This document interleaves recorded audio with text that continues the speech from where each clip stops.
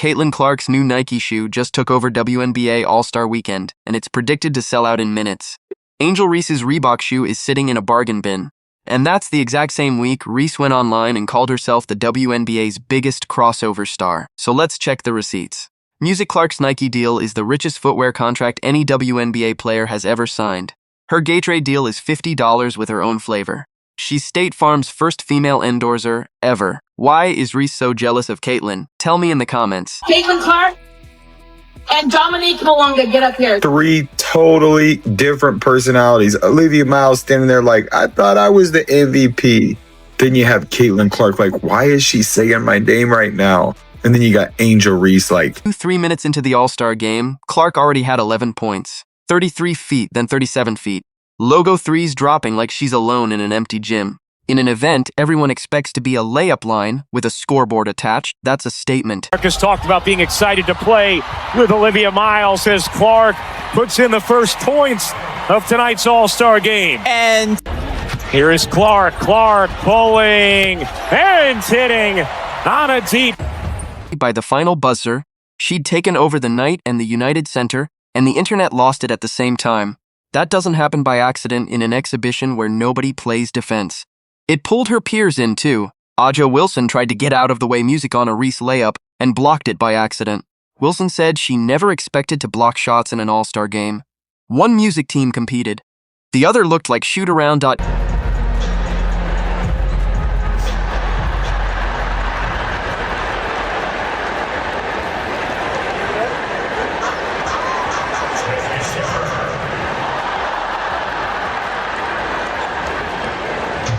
Clark's teammates fed off her. Aaliyah Boston and Kelsey Mitchell talked about family trust built over a season. Lexi Music, Hull, and Sophie Cunningham matched her physical energy instead of coasting. You don't fake that in one weekend. Deal. 1 point team spoon lead. Clark connects on the three. 4-3 of the half. Asia Wilson getting the ball. And then saying, hey, I wasn't even trying to there. Angel Wilson and Angel Reese hugging loud. How excited they were to play together here in the All-Star game as Wilson flicks it in off the feet. Backing away, firing a deep three, and hitting. The business side. Nearly 20,000 people packed the United Center, a record for this game. Resale tickets that were $71 went for $343 on game day. That's one name tripling ticket prices in a year. yeah, this is a pretty fun pairing you're looking at. I think it's like Valentine's Day edition. You got the charm on there, but I was gonna wear some all white ones. I'm like, that's not fun enough. We got to break out some fire. So cute with the color. Yeah. The ombre matches the jersey. You mentioned her. The ombre matches. Ratings and ticket sales hit numbers this league has never touched, and every arrow points at one music name, which is exactly why what happened next in the sneaker world made sense. How many sneakers can one player drop in a weekend and have everyone expect them to sell out? Nike answered during All-Star Weekend with multiple Caitlin 1 colorways at once. A gradient All-Star edition fading from hot pink into university gold, got then the white label, and the all-white player-exclusive fans only saw because that girl, Caitlin Clark, is on to something. Now, when I say this woman is on to something, I mean she's really close to it. Really close to it. She could sniff it. She could smell it. She could even push that button. But instead, she's like right next to it. And I'm talking about with her hoop shoes. These bad boys right here are just kind of mid. They really are. But one thing is saving them. One thing in particular. And it's the goddamn gradients. The gradient colorways are going to save this bad boy every single time. And the WNBA All-Star Weekend pair is nothing less than doing so. It's nothing less than great. It's nothing less than phenomenal. A gradient on this silhouette with these materials is a 97 out. This isn't a one-and-done launch. Nike mapped the Caitlin 1 rollout from June to October, spacing Racer Blue, Purple, Yellow Zest, and Snow Music White, so the shoe stays in the news for 5 straight months. Racer Blue drops October 1st, 2026 at $140. Critics said one signature shoe was enough. Nike went bigger. Fans were camping in digital carts the second the gradient pair got teased. Resellers were flipping early pairs before an official release. Demand for that one colorway looks bigger than most full sneaker lines get in a year. Caitlin debuted her purple colorway of the Caitlin 1s, bro. And the purple one, in my opinion, is harder than that yellow and blue one I did the video about. Bro, y'all cannot tell me that purple colorway isn't crazy. And I feel like these Caitlyn ones gonna go crazy when they start hooping in them, bro. Like, these gonna do numbers on for the women and the men. Like, honestly, look at that triple C on the tongue. Hard. And then, did you peep the triple check? And look at this. It got the blue, the white, the red. The USA look to it. Caitlyn Clark. And you just came out today. You are on the cover of the 2K27 Deluxe. He isn't just building a basketball shoe. There's an LPGA tie-in in the works. Clark is being worked into Nike music marketing outside basketball. They're building a brand that just happens to play basketball. No WNBA signature shoe has ever moved like this. Past releases got one colorway, one moment, then silence. And the money matches. Her Nike deal is reportedly $28 million over 8 years, the highest footwear deal any WNBA player has ever signed, active or retired. Nobody in league history is close. Well, like, obviously, it's really, really cool. Like, I probably was never a kid that grew up thinking that this was going to be in the cards for me. Like, I loved, wearing whatever Nike shoe it was growing up. I remember my first pair of Jordans, like pink Jordans that I had. And I remember my very first pink pair of Nike basketball shoes that I also had, just like the very basic model. It wasn't anybody's signature shoe or anything, but for myself to be able to have a signature shoe and, for young boys and young girls to be able to, hopefully want to wear it and be able to put it on and, dream, you don't have to be a basketball player, but dream to achieve whatever you want. And I think that's what I hope people feel when they put the shoe on, and also that's really comfortable. Put it all together, and the Caitlyn 1 is tracking as the fastest-selling women's basketball shoe Nike has ever released. Chicago giveaways had people running across the city hunting hidden pairs. And another name was supposed to share that spotlight. Right as Clark's shoe was blowing up, Angel Reese posted that she's the WNBA's it girl and the league's biggest crossover star. No joke, no context, just claiming the title while every timeline was full of Caitlyn Clark sneaker content. I'm really confident within myself. Nobody can tell me I'm not that girl. I wake up every morning. Oh, what's Atlanta giving? Atlanta giving black girl magic. It's giving culture. It's giving lemon pepper wings. It's giving Atlanta dream. It's giving everything. So I'm really happy to be in Atlanta, and make sure y'all come out and pull up. You're gonna see me at a game. Best believe. Last question: Are you the art or the artist tonight?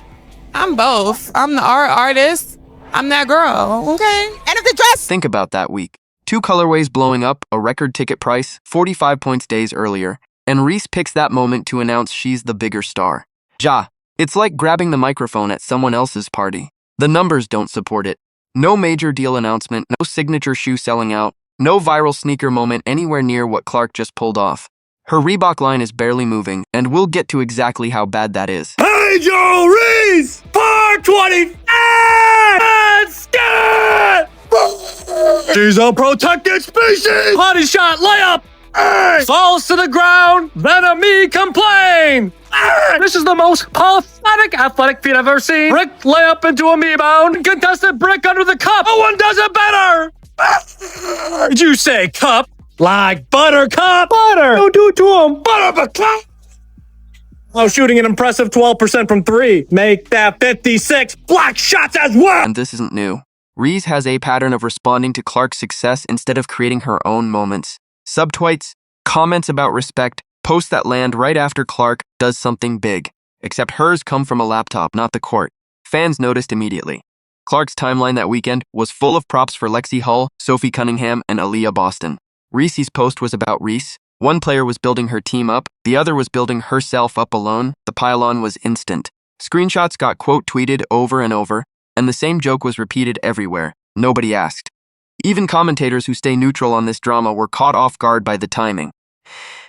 People covering the business side point to that post as the moment that explains everything. It's the go-to example for why brands hesitate on Reese, because self-promotion without results is exactly what sponsors run from. Leave a like if you're Team Clark. $28 million over 8 years. That's Clark's Nike deal. The richest footwear contract in WNBA history, active or retired. Nike stacked her whole career into one deal and bet on where she's going. Angel Reese! 420! She's a protected species! Body shot layup! Falls to the ground, then a me complain! This is the most pathetic athletic feat I've ever seen. Brick layup into a me bound, contested brick under the cup. No one does it better! Did you say cup? Like buttercup? Butter! Don't do it to him! Buttercup! Now shooting an impressive 12% from three. Make that 56 block shots as well. And Nike's just one piece.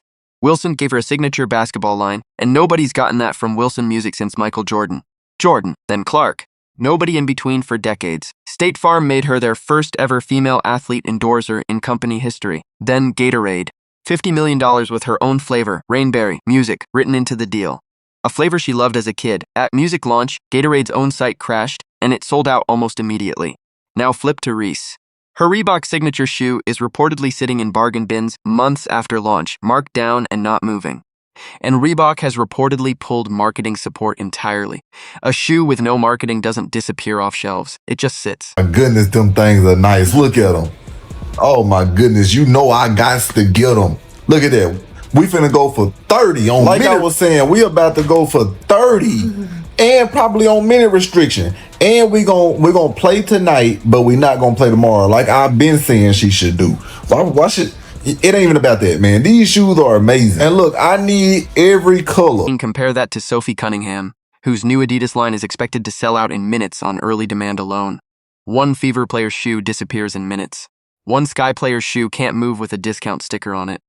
Sponsors aren't music chasing controversy. They're chasing consistency and connection.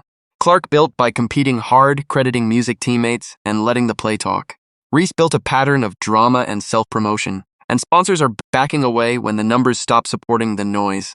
Clark built all of this off real play and real relationships, not a caption announcing how big a star she is. 45 points, teammates getting credit, a shoe rollout backed by real demand. Sponsors aren't walking away from Reese by accident. So why is Reese so jealous of Caitlin? Tell me down in the comments. Hit like, subscribe, and turn on all notifications because we're bringing you every top story in this league. Click the video on your screen. Hey, ain't no wearing these tonight. I'm putting mine on right now. I made a call to the president. And y'all see what happened. Thank you. Oh, give me a hug, girlie. We love you. I think we're all the same size.